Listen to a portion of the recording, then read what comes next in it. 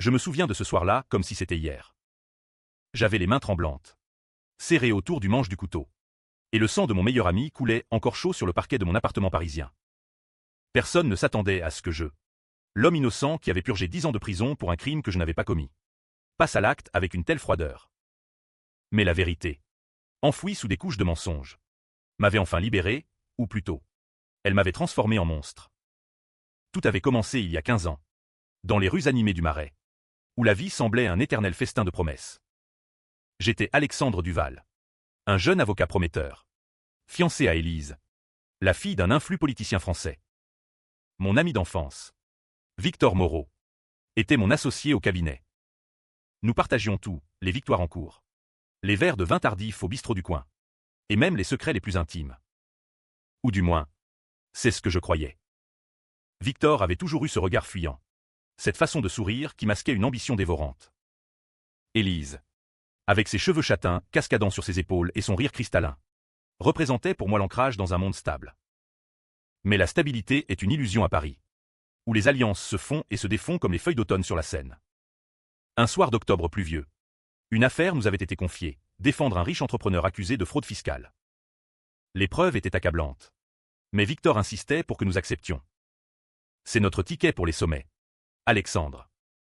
Pense à Élise. À notre avenir. J'hésitais, sentant le piège moral se refermer.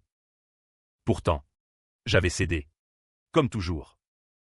Pendant des semaines, nous avions travaillé d'arrache-pied, falsifiant subtilement des documents pour innocenter notre client. C'était illégal. Bien sûr. Mais Victor m'avait convaincu que c'était un mal nécessaire dans le jeu politique de la capitale. Élise, elle, me soutenait, murmurant à mon oreille des mots d'amour qui apaisaient mes doutes. Puis vint le scandale. Une nuit, la police avait fait irruption dans notre cabinet. Des preuves accablantes pointaient vers moi seul, des emails falsifiés, des virements bancaires à mon nom. J'étais stupéfait. Victor, lors de l'interrogatoire, avait feint la surprise, jurant sur notre amitié qu'il n'y était pour rien. Élise, larmes aux yeux, m'avait visité en prison, promettant de m'attendre. Mais au procès, tout s'était effondré. Victor avait témoigné contre moi, subtilement, en insinuant que j'avais agi seul par avidité. Le juge, un vieil ami de son père, avait scellé mon sort, 10 ans à Fresnes. En cellule, les nuits étaient un tourment. Je repensais à chaque détail, cherchant le traître. Était-ce l'entrepreneur? Non. Il avait été acquitté grâce à nous. Élise m'écrivait au début des lettres parfumées qui parlaient d'amour éternel. Puis elles s'espacèrent, jusqu'à cesser. Un jour, un codétenu m'avait glissé un journal. Élise et Victor s'étaient mariés. La photo les montrait souriants sous les arcades du Louvre, comme si mon existence n'avait jamais compté. La trahison m'avait frappé comme un coup de poignard. Ils m'avaient sacrifié pour leur ascension. Victor avait manipulé les preuves pour me faire porter le chapeau. Et Élise avait su. Ou pire. Participer. Libéré après 10 ans. J'étais un fantôme. Paris avait changé. Les cafés branchés du Marais étaient envahis de touristes. Et moi, avec mes cheveux grisonnants et mes yeux hantés, je errais sans but. J'avais trouvé un petit boulot comme concierge dans un immeuble haussmannien, invisible aux yeux du monde. Mais la rage bouillonnait en moi. J'avais commencé à enquêter discrètement, fouillant dans les archives judiciaires, contactant d'anciens collègues. Un soir, dans un bar sombre de Pigalle, un ancien détective m'avait révélé un secret. Victor avait une liaison avec Élise bien avant mon arrestation. Ils avaient planifié tout cela pour se débarrasser de moi, héritant de ma part du cabinet et de ma vie. La vengeance devint mon obsession. Je les observais de loin. Victor, maintenant député, paradant à l'Assemblée nationale. Élise, élégante épouse, organisant des galas de charité. Leur fille, une enfant de 8 ans, me ressemblait étrangement. Était-ce possible? Un test ADN volé confirma mes soupçons, elle était mienne. Élise m'avait trahi pendant ma détention? Non. Avant. La paternité volée fut le coup de grâce. Je décidai de frapper. D'abord, subtilement. J'envoyai des lettres anonymes à Victor, rappelant des détails du crime que seul le vrai coupable connaissait. Il devint paranoïaque, annulant des meetings, consultant des psychiatres. Élise, elle, reçut des photos d'elle et Victor dans des moments intimes, datant d'avant mon arrestation. Leur mariage craqua sous la pression. Mais ce n'était que le début. Un soir, Victor me contacta. Alexandre, rencontrons-nous. Pour le bien de tous. J'acceptai. Feignant la réconciliation. Dans mon appartement. Sous les toits de Montmartre. Il arriva avec un air contrit. C'était une erreur. Mon ami. Laisse-moi t'aider à recommencer. Mais ses yeux trahissaient la peur. Je sortis le couteau. Celui que j'avais gardé de prison. Tu m'as volé ma vie. Victor. Et ma fille. Il nia. Supplia. Mais la lame s'enfonça. Son corps s'effondra. Et avec lui, une partie de mon âme. La police arriva vite. J'avais tout prévu, des gants. Un alibi fragile mais plausible. Mais au fond, je m'en fichais. La vengeance n'était pas finie. Élise fut la première à prendre la nouvelle. Je l'imaginais. Dans leur appartement luxueux des Champs-Élysées. Recevant l'appel des autorités. Son cri de désespoir devait résonner comme une symphonie pour moi. Pourtant, quand elle vint identifier le corps à la morgue, nos regards se croisèrent à travers la vitre. Ses yeux, autrefois si tendres, étaient emplis d'une haine viscérale. Elle savait que c'était moi. Les jours suivants furent un tourbillon. Les médias s'emparèrent de l'affaire, le député Moreau assassiné dans un acte de vengeance présumée. Les spéculations allaient bon train. Certains me peignaient en victime d'un système corrompu, d'autres en psychopathe. Paris, ville des Lumières, se transforma en arène de débats houleux. Sur les plateaux télé, des experts disséquaient mon passé, l'avocat déchu, le prisonnier innocent ou le manipulateur jaloux. J'écoutais tout cela depuis mon refuge. Un petit hôtel de Belleville, riant intérieurement de leur ignorance. Élise, elle, ne resta pas inactive. Elle engagea un détective privé pour me traquer. Je le semai facilement, connaissant les ruelles de Paris comme ma poche. Mais elle alla plus loin, elle contacta la presse, dépeignant Victor comme un saint et moi comme un monstre. Alexandre était obsédé par moi, même en prison. Il a toujours été instable. Ses interviews, diffusées sur France 2, firent basculer l'opinion. Soudain, j'étais le vilain, le traître qui avait tout détruit par jalousie. Mais j'avais des atouts. La fille, Sophie, était la clé. J'avais volé son dossier médical lors d'une intrusion nocturne dans leur maison de campagne en Normandie. Les tests ADN prouvaient ma paternité. Je les envoyai à Élise. Avec une note, elle est à moi. Rends-la. Ou je révèle tout. Sa réponse fut un appel paniqué. Alexandre. S'il te plaît. Sophie ne sait rien. Laisse-nous en paix. Sa voix tremblait, révélant la fissure dans son armure. Nous nous rencontrâmes dans un café discret de Saint-Germain-des-Prés. Elle était belle encore. Mais les rides de stress marquaient son visage. Pourquoi maintenant, après tout ce temps, demanda-t-elle, les larmes aux yeux. Je la fixai, froidement. Parce que tu m'as laissé pourrir en prison pour un crime que Victor a commis. Tu as porté mon enfant en secret, l'élevant avec lui. Elle nia d'abord, puis craqua. C'était pour nous protéger. Victor menaçait de tout révéler si je ne l'épousais pas. Il avait des preuves contre toi, contre nous. Des preuves? Elle avoua. Victor avait découvert notre propre liaison illicite avec l'entrepreneur. Mais il m'avait piégé seul pour me éliminer.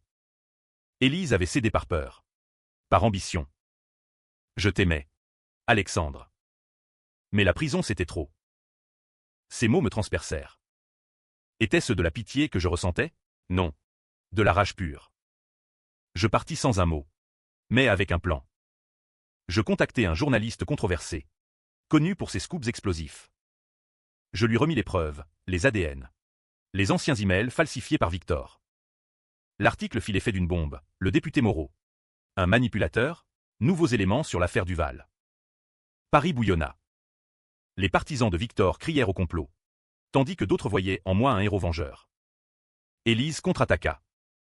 Elle porta plainte pour harcèlement, affirmant que j'avais inventé les tests ADN. La police m'arrêta dans une descente spectaculaire à l'aube.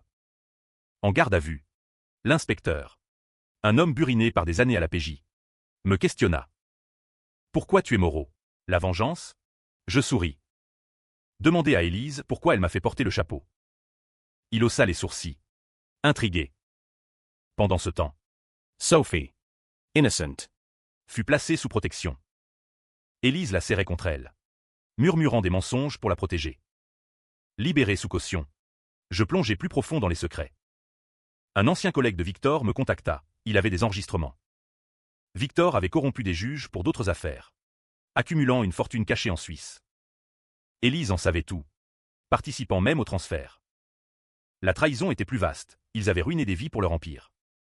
Je décidai de les exposer publiquement. Lors d'une conférence de presse improvisée place de la Bastille, je révélai tout. Documents à l'appui. La foule se divisa, cris de soutien, huées de colère. Élise, présente, hurla, menteur, tu détruis tout par jalousie. Ce soir-là, elle m'attendit chez moi. Arme au poing. Finissons en. Alexandre. Sa voix était brisée, mais déterminée. Nous nous affrontâmes verbalement, déversant des années de rancœur. Tu m'as aimé un jour, demandai-je. Oui, mais tu étais faible. Victor m'offrait le pouvoir. Le coup partit, effleurant mon épaule. Je la désarmai, la plaquant au sol. Pas comme ça. Élise. Tu vivras avec la vérité. Les semaines suivantes furent un chaos orchestré. L'enquête sur Victor s'ouvrit officiellement. Des perquisitions révélèrent des comptes offshore. Des pots de vin versés à des politiciens. Élise fut interrogée, niant farouchement.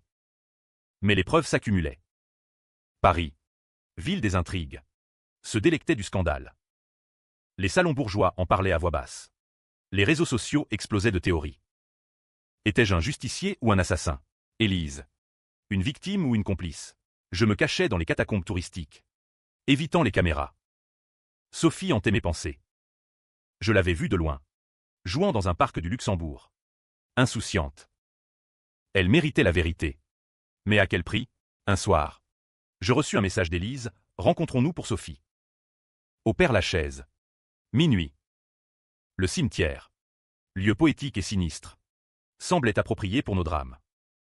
Elle arriva enveloppée dans un manteau noir, les yeux rougis. Alexandre. Elle te demande. Elle a vu les journaux. Mon cœur se serra. Dis-lui la vérité. Élise secoua la tête.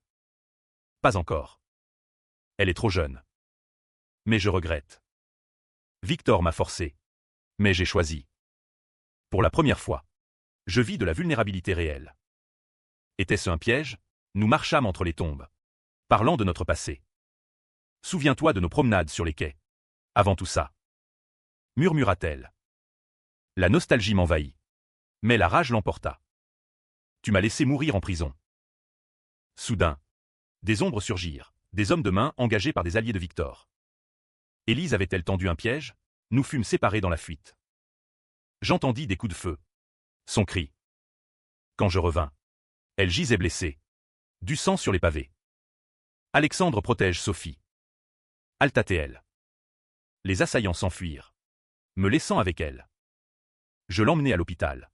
Anonymement. Les médias titrèrent « Attentat sur la veuve Moreau, Duval impliqué ». À l'hôpital. Je veillais de loin. Élise survécut, mais affaiblie. Sophie fut placée chez des parents. Je décidai d'agir. Infiltrant leur réseau, je contactai un hacker pour pirater les serveurs de Victor. Des emails révélèrent l'ampleur, corruption au cœur du gouvernement, impliquant même le ministre de la Justice. Élise y apparaissait comme complice active, signant des accords illicites. Je les publiai via un site anonyme. L'Assemblée nationale trembla. Des manifestations éclatèrent place de la République, demandant justice. Élise, sortie de l'hôpital, fit une déclaration « Je suis innocente ». Alexandre fabrique des preuves pour se venger. Mais le doute s'installa. Ses anciens amis la lâchèrent. Seul avec Sophie, elle m'appela. Arrête. Pour elle. Sa voix était suppliante. Non. Élise. Tu paieras. Le climax approchait. J'organisai une confrontation publique lors d'un gala politique à l'Opéra Garnier. Déguisé, je m'infiltrai. Élise y était, radieuse en apparence. Je montai sur scène, micro en main. Mesdames, messieurs, la vérité sur Victor Moreau et Élise Duval-Moreau. La salle retint son souffle. Je diffusai les preuves sur grand écran, email, virement, enregistrement. Le chaos éclata. Élise hurla, c'est un mensonge. Mais la foule se divisa, applaudissements pour moi. Insulte pour elle. La police m'arrêta sur place. En cellule. Je repensais à tout. Était-ce la justice ou la destruction? Élise vint me voir. Derrière les barreaux. Tu as gagné. Alexandre. Sophie saura tout. Mais je t'aime encore. Ces mots me déstabilisèrent. Était-ce vrai, ou une ultime manipulation? Le procès fut un spectacle national. La cour d'assises de Paris bruissait de journalistes. De curieux. J'étais accusé du meurtre de Victor. Mais aussi de diffamation contre Élise. Mon avocat. Un jeune idéaliste. Plaida l'innocence passée, j'avais été piégé il y a 15 ans. Les preuves affluaient, experts confirmèrent les faux emails de Victor. Élise, témoin clé, fut appelée à la barre. Elle entra. Pâle.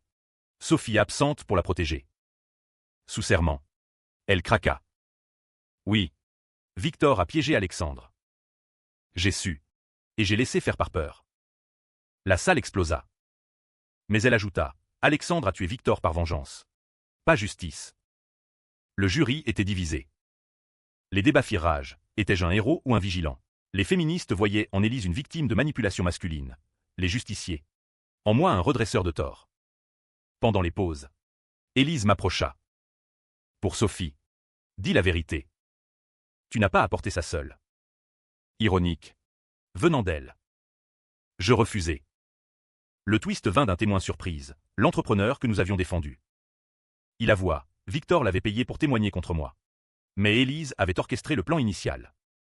Elle voulait se débarrasser de moi pour Victor. Jalouse de notre amitié? Non, elle était enceinte de moi. Mais Victor la menaçait de révéler une affaire personnelle, un avortement illégal dans sa jeunesse. La révélation choqua. Élise nia. Mais les documents le prouvèrent.